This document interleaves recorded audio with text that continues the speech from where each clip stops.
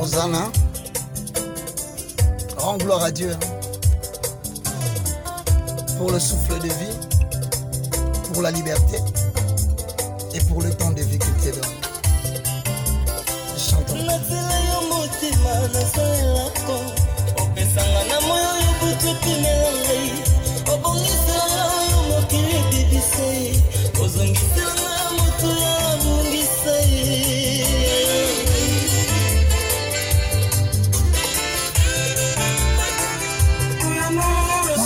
Sala na bosana lusambo sekumbi ya lopesi na miso ya bato obwela mema likambo eleki na moto nzambe na ngai yebi epekiselo te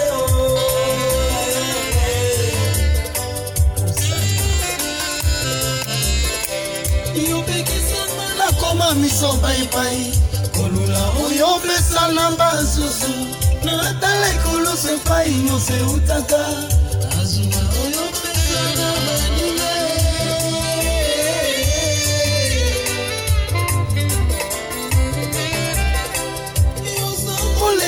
kisanga nzela ye nakisanga nzela koloba yoyo nakisanga kovanda na bato bandoto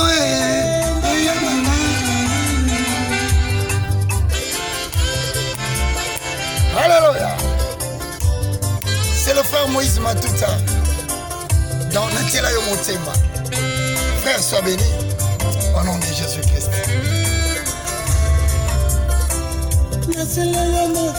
nazwa eloko epesanga na moi oyo bosetimela ngai obongisela ngai oyo mokili epepisa ye ozongisela ngai oyo mosuya nabongisa ye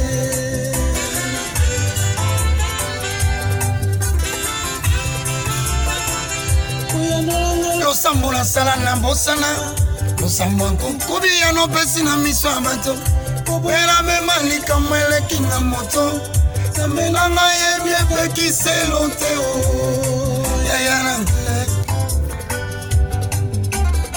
Que Dieu te bénisse, bon dimanche.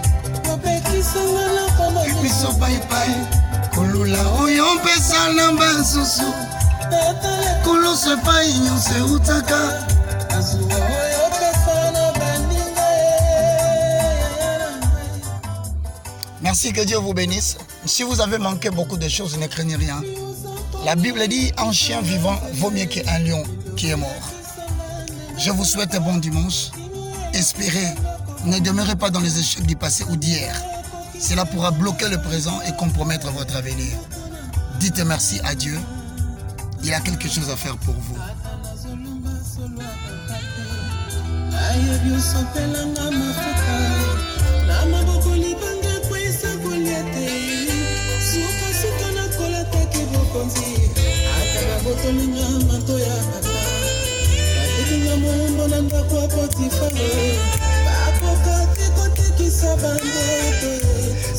Suka nakola tate bokonzi bonzambe bongi na yo moyenge bene uzuwanke mongi otambo mwane tango yo bongola kina no vino te tango yo sekwisa kila salote soki pe yo salelinga mbika mwe atoboina loba motema soboya akokoma ndenge nini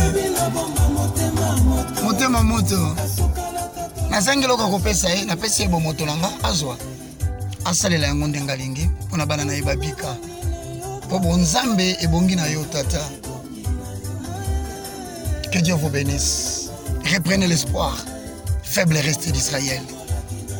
Hosanna.